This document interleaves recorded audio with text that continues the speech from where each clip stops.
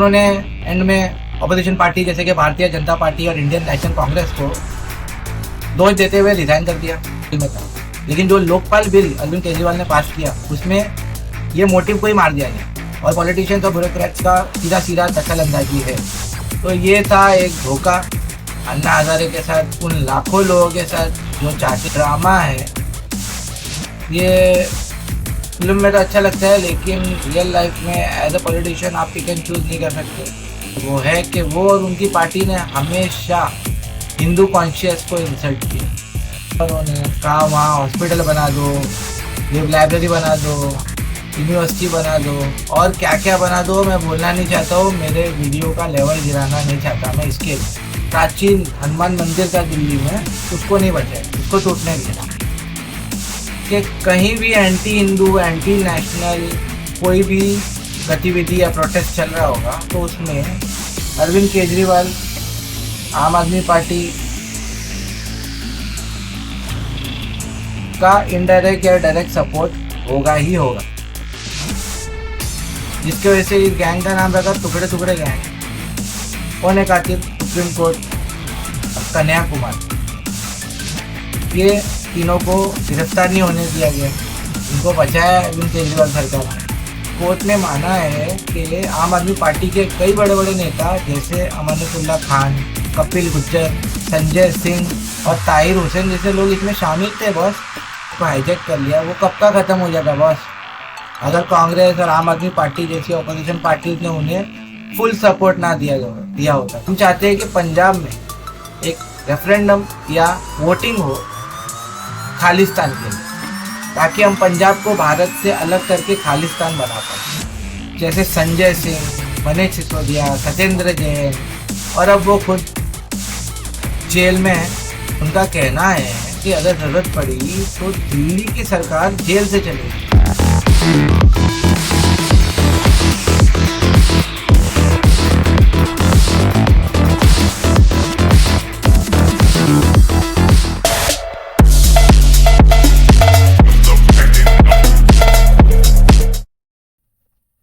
वंदे मातरम दोस्तों, भारत माता की जय। आज हम बात करेंगे मोदी जी के एनडीए अलायंस, जिसमें पूरे 38 पार्टी है, उसके खिलाफ 2024 में लोकसभा इलेक्शन लड़ रही 28 पार्टियों वाली इंडिया अलायंस के बारे में। हाँ, तो नाम से ही कंफ्यूजन शुरू हो जाता है दोस्तों। अगर हम इंडिया बोलते हैं तो अलायंस नहीं बोल पाएंगे, क्योंकि इंडिया का फुल फॉर्म है the Indian national development inclusive alliance, मतलब अलायंस आ गया। लेकिन अलायंस बोलना बहुत ज़रूरी है क्योंकि ये 28 पार्टियों का अलायंस है एक पर्टिकुलर इलेक्शन को लेके, तो अलायंस बोलना ज़रूरी है। तो उसके लिए हमें इंडिया अलायंस बोलना पड़ेगा। और जैसे हम इंडिया अलायंस बोलते हैं, देखिए कैसे भड़क जाते हैं। बहरहाल आज हम बात करेंगे इस इंडिया अलायंस के एक प्रमुख नेता, जो कि दिल्ली के मुख्यमंत्री भी है, मिस्टर अरविंद केजरीवाल, जो कि अभी जेल में है। उस पर हम वीडियो के अंत में आएंगे। लेकिन उसके पहले मैं चाहता हूँ कि आपके सामने मैं उनकी कार्यशैली, पास्ट हिस्ट्री रख पाऊँ, ताकि आप प्रेडिक्ट कर पाए, अनुमान लगा पाए कि फ्यूचर में वो आपके लिए एज अ पॉलिटिशियन कैसे रहेंगे। और ये वीडियो का काम काफ़ी पहले से चालू था। वो अरेस्ट तो अभी अभी हुए, जब 90% वीडियो का काम ख़त्म हो गया था तब वो अरेस्ट हो गए। तो it's just cherry on the cake, nothing more than that. ये वीडियो पहले से बन रहा था, ये अरेस्ट को लेके कुछ भी लेना देना नहीं इस वीडियो का। तो आगे बढ़ते उनके रिकॉर्ड्स के बारे में। तो ये साहब 10 साल से दिल्ली संभाल रहे, या ऐसे भी कह सकते हैं कि दिल्ली इनको संभाल रही है। दिल्ली में अन्ना आंदोलन से इन्होंने अपने राजनीतिक लाइफ की शुरुआत की थी।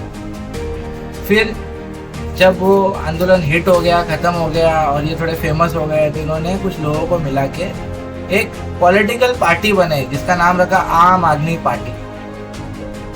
और जैसी पार्टी हिट हो गई, थोड़ी चल पड़ी, तो इन्होंने अपने कई फाउंडिंग मेंबर जैसे कुमार विश्वास, शाजिया इल्मी, अश्विनी उपाध्याय, योगेंद्र यादव और प्रशांत भूषण जैसे लोगों को या निकाल दिया या तो उन्होंने खुद छोड़ दिया।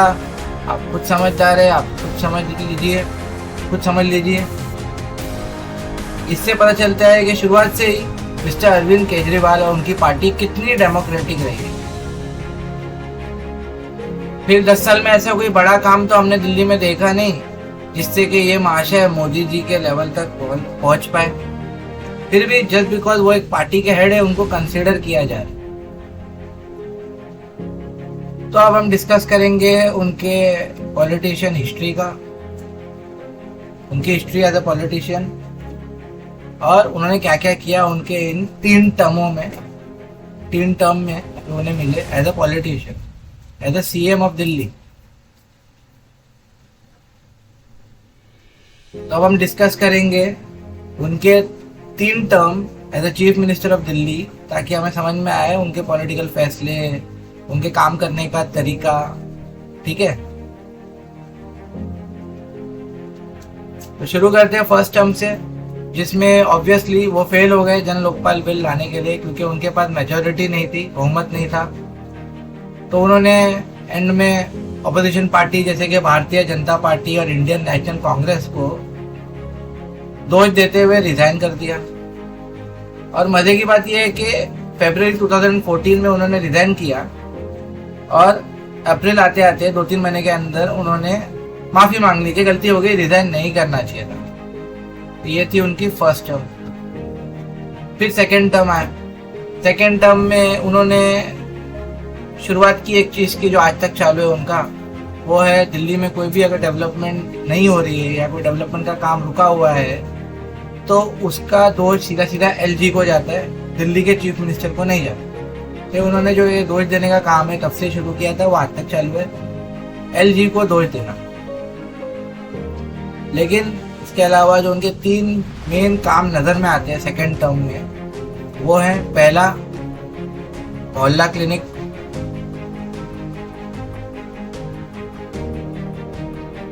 दूसरा औरतों को जो फ्री किया उन्होंने गवर्नमेंट बसेस में ट्रैवलिंग। पहले 2 चीज़ों की बात कर लेते हैं। ये दोनों के बारे में मैं ज़्यादा राय नहीं देना चाहूँगा, वरना लोग बोलेंगे ये संघी है, भाजपा ही है। पॉलिसीज अच्छी थी, थॉट प्रोसेस अच्छा था, लेकिन क्या वो ज़मीन पे इम्प्लीमेंट हो पाया अच्छे से? क्या लोगों को उसका फ़ायदा मिला जैसे वादा किया गया था? I don't think. तो सिर्फ पॉलिसी बनाने से कुछ नहीं होता, उसको इम्प्लीमेंटेशन भी करना होता अच्छे से, जहाँ शायद फेल हो गया। तो ये थी 2 पॉलिसीज। बिल अच्छा था पर बिल इशू नहीं था, स्किल इशू। और तीसरा, इन्होंने बिहारियों को और जितने भी बाहर के माइग्रेंट वर्कर्स आते हैं दिल्ली में काम धंधे के चक्कर में या किसी अन्य कारणों से, उनको कोसा। और दूसरे टर्म में उन्होंने जन लोकपाल बिल पास करवा दिया। लेकिन इसमें भी काफ़ी मज़ेदार बात है कि उन्होंने काफ़ी अच्छा धोखा दिया लोगों को। मतलब जो जन लोकपाल बिल के लिए संघर्ष चल रहा था, उसका मोटिव क्या था? उसका मोटिव था कि जो करप्शन केसेस हैं उसकी जो इन्वेस्टिगेशन होती है उसमें पॉलिटिशियन, ब्यूरोक्रेट्स और सिस्टम का ज़्यादातर दखलंदाजी या पावर ना हो, उसकी निष्पक्ष जांच हो, इन्वेस्टिगेशन हो और सजा मिले उस करप्ट पॉलिटिशियन को। ये जन लोकपाल बिल में था। लेकिन जो लोकपाल बिल अरविंद केजरीवाल ने पास किया उसमें ये मोटिव को ही मार दिया गया और पॉलिटिशियंस और ब्यूरोक्रेट्स का सीधा सीधा दखल अंदाजी है। तो जो वो होना चाहिए था वो नहीं हुआ। ये फोटो है, आप स्क्रीनशॉट ले लीजिए, पॉज करके पढ़ लीजिए जैसा आपको ठीक लगे और देख लीजिए, कुछ समझ लीजिए कि जो एक्चुअल जन लोकपाल बिल था, जिसके लिए कई सालों तक संघर्ष चला, कई लाखों लोगों ने तकलीफ सही, निष्पक्ष होके एक देश का कुछ भला हो जाएगा इस पॉलिसी से, वो पॉलिसी तो लागू नहीं। उसमें चेंजेस करके उसका मोटिव और उसका एसेंस खत्म कर दिया गया और अपने तरफ से एक पॉलिटिशियंस को सपोर्ट करने वाला लोकपाल बिल लोगों के लिए पास कर दिया गया। तो ये था एक धोखा अन्ना हजारे के साथ, उन लाखों लोगों के साथ जो चाहते थे असल जन लोकपाल बिल पास हो और करप्शन का कुछ हो, अंत हो। इग्नोर नहीं हो पाया। तो ये भी पता चलता है कि ये कितना आपके साथ रहते हैं, वादे निभाते हैं और तो ये हो गए इनके सेकेंड टर्म की बात। अब करते हैं इनके तीसरे टर्म की बात। तीसरे टर्म में इनके ऊपर एक बड़ा आरोप लगा मीडिया फिक्सिंग का। मीडिया फिक्सिंग क्या होता है? Managing the media, the facts and truth, basically creating a drama of the situation. मतलब आम लोगों के मुद्दे हैं, उसमें ये पिक एंड चूज कर, ये मुद्दा मुझे अच्छी पब्लिसिटी देगा, ये मुद्दा मुझे खराब पब्लिसिटी देगा, इसको चूज करना चाहिए, इसको नहीं चूज करना चाहिए। तो ये जो ड्रामा है ये फिल्म में तो अच्छा लगता है, लेकिन रियल लाइफ में एज अ पॉलिटिशियन आप पिक एंड चूज नहीं कर सकते। आप मीडिया फिक्सिंग करके अपनी वाइट वॉशिंग इमेज की PR चलाए, उससे अच्छा है कि आप काम करें लोगों के लिए। लेकिन ये आरोप लगा उनके ऊपर। ये थी इनकी 3 टर्म में जिन्होंने काम किया, कैसे कैसे काम किया, क्या क्या काम किया, उसके बारे में कुछ हिस्ट्री ऊपर से इन शॉर्ट, ताकि आपको अंदाज़ा मिले। अब बात करते हैं अरविंद केजरीवाल के हिंदू विरोध के बारे में, जो कि रह के बाहर आते। वैसे भी ये जो इंडिया अलायंस है उसमें होड़ लगी है, कौन सबसे बड़ा हिंदू विरोधी, किसका स्टेटमेंट सबसे बड़ा हिंदू विरोधी स्टेटमेंट। नहीं यकीन होता है? एग्जाम्पल देता हूँ, ये देखो।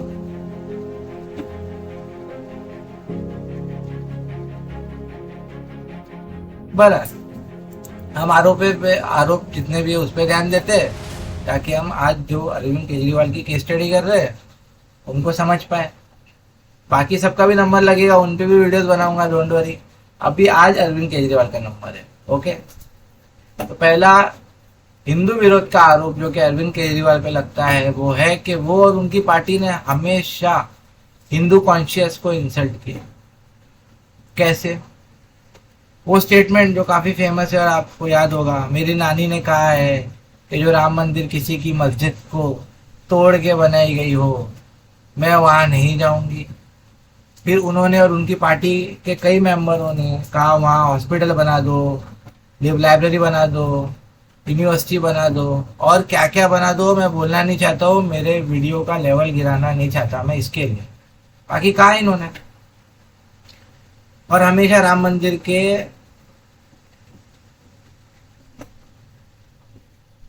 पोजीशन पे, उनके वजूद पे हमेशा सवालिया निशान खड़ा किया है इस पार्टी ने और इनके पार्टी मेंबर ने। ये था पहला आरोप।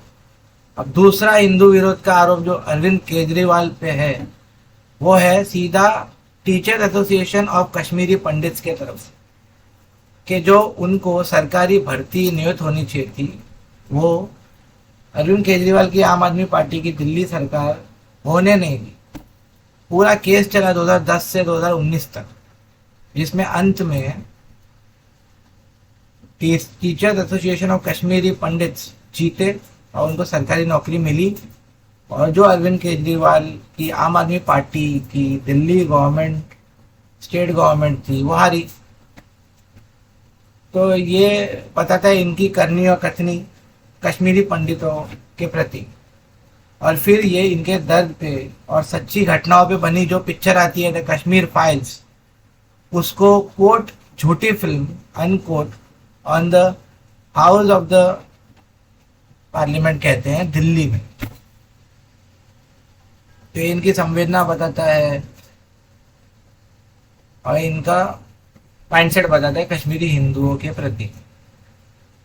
फिर तीसरा हिंदू विरोध का आरोप जो अरविंद केजरीवाल के ऊपर लगता है वो है कि इनके पास 3 स्ट्रक्चर आए थे डेमोलिशन के लिए, जो सरकारी काम होते हैं, रोड चौड़ा करना है, कुछ सरकारी ऑफिस बनाना है, कुछ इलीगल है उसको हटाना है। वैसे 3 डेमोलिशन के लिए स्ट्रक्चर आए। स्ट्रक्चर मतलब वही हिंदू मंदिर, मस्जिद, ऐसा कुछ, जिसमें से इन्होंने 2 तो बचा लिए, लेकिन जो पुराना प्राचीन हनुमान मंदिर था दिल्ली में उसको नहीं बचाया, उसको टूटने दिया। आरोप है। फिर चौथा हिंदू विरोध का आरोप जो अरविंद केजरीवाल के ऊपर लगता है वो काफी गंभीर है दोस्तों। और वो गंभीर आरोप क्या है? कि कहीं भी एंटी हिंदू, एंटी नेशनल कोई भी गतिविधि या प्रोटेस्ट चल रहा होगा तो उसमें अरविंद केजरीवाल, आम आदमी पार्टी का इनडायरेक्ट या डायरेक्ट सपोर्ट होगा ही होगा। जैसे जो जेएनयू के अंदर एंटी सीए प्रोटेस्ट हुए जिसमें नारे लगे कि भारत तेरे टुकड़े होंगे इंशाल्लाह इंशाल्लाह, जिसके वजह से इस गैंग का नाम रखा टुकड़े टुकड़े गैंग। गैंग का नाम ही पड़ गया टुकड़े टुकड़े गैंग। और उसके बाद उन्होंने और भी नारे लगाए, जैसे बंदूक से लेंगे आज़ादी, अफजल हम शर्मिंदा है, तेरे कातिल जिंदा है। कौन है कातिल? सुप्रीम कोर्ट जिंदा है। तो ये सब नारे लगे जिस जगह पे, जिस प्रोटेस्ट में, उसको इन्होंने फुल सपोर्ट किया। इतना सपोर्ट किया 2019 से 2020 तक जो स्टूडेंट लीडर्स थे जिन्होंने नारे लगाए थे, जैसे उमर खालिद, अनिर्बन भट्टाचार्य और कन्हैया पटेल, कन्हैया कुमार, ये तीनों को गिरफ्तार नहीं होने दिया गया। इनको बचाया अरविंद केजरीवाल सरकार ने, है ना। तो ये इनके ऊपर आरोप है। फिर आगे बढ़िए, जो 2020 में एंटी सीए प्रोटेस्ट जो कि एंड में एंटी हिंदू दंगों से खत्म हुए, उसको भी इन्होंने सपोर्ट किया। सपोर्ट ही नहीं किया, कोर्ट ने माना है कि आम आदमी पार्टी के कई बड़े बड़े नेता जैसे अमानतुल्लाह खान, कपिल गुज्जर, संजय सिंह और ताहिर हुसैन जैसे लोग इसमें शामिल थे बॉस। इसमें पुलिस फाइंडिंग्स है कि आरोपियों ने खुद कबूला है कि राम मंदिर 370 हटाने और सीए के आने के बाद ये हमारी रिएक्शन थी।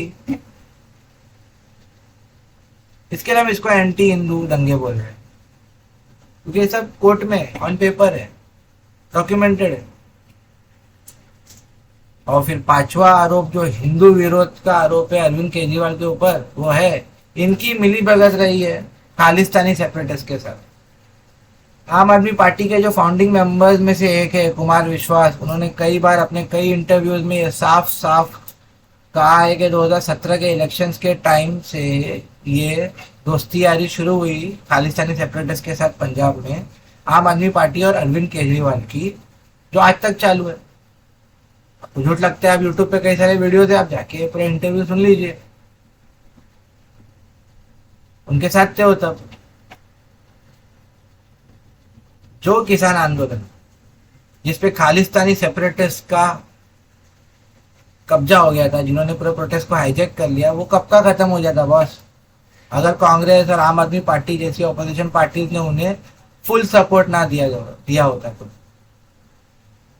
Full support. और जो 3 क्रांतिकारी लॉज वापस लेने पड़े वो भी इसी कारण से थे। और ये लॉज, मैं नहीं कहता कि बहुत बड़ा चेंज थे, लेकिन ये कह सकता हूँ कि एक चेंज की शुरुआत थी एग्रीकल्चर इंडस्ट्री में, जो 70 साल से ठप पड़ी थी। और अभी भी शायद उसमें कुछ चेंज मुश्किल है, क्योंकि ये 3 क्रांतिकारी लॉज नहीं आ पाए। इस सब का कारण अपोजिशन और वो सारे लोग, वो पार्टीज जिन्होंने इस प्रोटेस्ट को सपोर्ट किया, वो है। और मैं जब सपोर्ट की बात कर रहा हूँ तो सिर्फ वर्बल मौखिक सपोर्ट की बात नहीं कर रहा हूँ। आम आदमी पार्टी ने उन प्रोटेस्टर्स को वहाँ पे फ्री वाईफाई, वॉशरूम, पोटालू और कई फैसिलिटीज दी, जिससे उन्हें मदद मिली वहाँ टिके रहने के लिए। आगे चलिए, ये आम आदमी पार्टी ही है जिसके रहते SFJ, जो कि एक खालिस्तानी सेपरेटिस्ट ग्रुप है जो कि बाहर से ऑपरेट करता है, USA, कनाडा जैसे देशों से। उसकी इतनी हिम्मत हो गई कि उसके जो चीफ है गुरपंत सिंह पन्नू, उन्होंने एक ओपन लेटर लिखा अभी के पंजाब चीफ मिनिस्टर मिस्टर भगवंत मान को कि अभी आप जब पावर में हो तो हम चाहते हैं कि पंजाब में एक रेफरेंडम या वोटिंग हो खालिस्तान के लिए, ताकि हम पंजाब को भारत से अलग करके खालिस्तान बना पाए। और ये लेटर हम इसलिए लिख रहे हैं क्योंकि हमारे खालिस्तानी मूवमेंट से आपको तो पावर मिल गई, लेकिन हमारा मुद्दा वहाँ का वहीं है और हम चाहते हैं जल्द से जल्द इस पे काम। ये लेटर लिख रहे भाई। इतनी हिम्मत कहाँ से आई? सोचने वाली बात है। अब आ जाते हैं अभी के करंट टाइम पे, जहां उनके पार्टी के कई बड़े बड़े नेता, मनीष सिसोदिया, सत्येंद्र जैन, और अब वो खुद जेल में है। लेकिन अभी के लिए आप इतना समझ लीजिए कि इन्वेस्टिगेशन चल रही है। ईडी इस देश की इन्वेस्टिगेशन करने वाली एक एसोसिएशन है। इतने सारे नेता मैंने बताया वो अंदर है। अगर सबूत नहीं होते तो उनको बेल मिल जाती, उनको बेल नहीं मिली। मैं डिटेल वीडियो बनाऊंगा तब मैं बताऊंगा उसमें क्यों नहीं बेल मिली, क्या कोर्ट में जजों ने बोला है, क्या दलील रखी गई है एंड ऑल। लेकिन आप समझिए, 1 साल से अगर कोई इतने बड़े बड़े नेता, home minister and chief minister and deputy chief minister जैसे लोग अगर जेल में है, उसी स्टेट के जिस स्टेट के वो इतने बड़े मिनिस्टर है, उनको बेल नहीं मिल रही है, तो कुछ तो बात होगा बॉस, कोई तो सबूत होगा।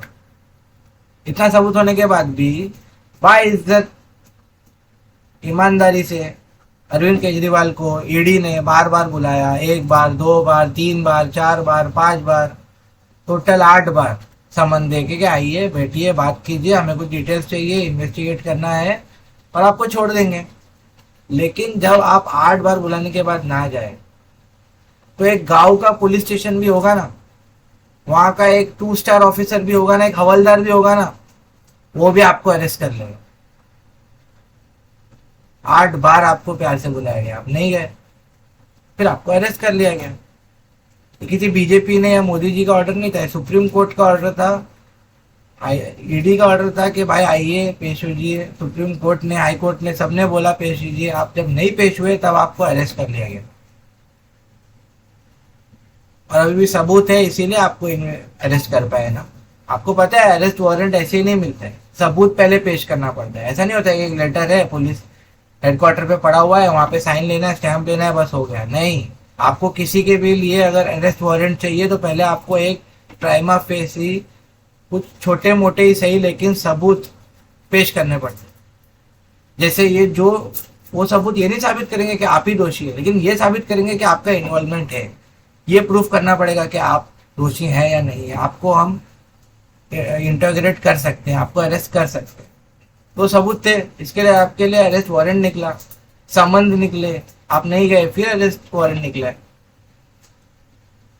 और अभी आम आदमी पार्टी के जो लोग हैं बाहर, उनका कहना है कि अगर जरूरत पड़ी तो दिल्ली की सरकार जेल से चलेगी। ठीक है, तो लोग डिसाइड करें, क्या उनको ऐसी सरकार चाहिए जो जेल से सरकार चलाए। तो आज के लिए इतना ही दोस्तों, मिलते हैं अगली बार फिर एक अच्छे वीडियो के साथ। तब तक के लिए सब्सक्राइब करना ना भूलें, बेल आइकॉन दबाना ना भूलें, ताकि आपको नोटिफिकेशन मिले ऐसे ही अच्छे वीडियो के। और जाते जाते लाइक करना ना भूलें, शेयर करना ना भूलें। वंदे मातरम दोस्तों, भारत माता की जय।